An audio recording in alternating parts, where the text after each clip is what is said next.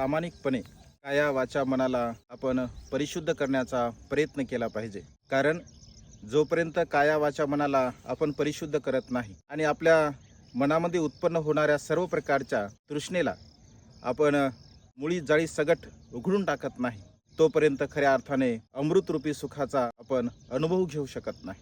हे अमृतरूपी सुख जर आपल्या जीवनामध्ये आपण प्राप्त केलं तर पूर्णत्व सुखाची अनुभूती आपण करू शकतो.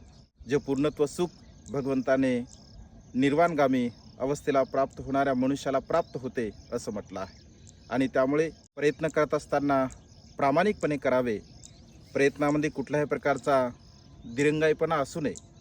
जो मनुष्य प्रामाणिकपणे प्रयत्न करतो, प्रामाणिकपणे काया वाचा मनाने कुशल कर्म करतो, तोच खऱ्या अर्थाने आपल्या जीवनामध्ये पूर्णत्व साधतो. आणि त्यामुळे आपण सुद्धा अशा प्रकारचं जीवन जगावं.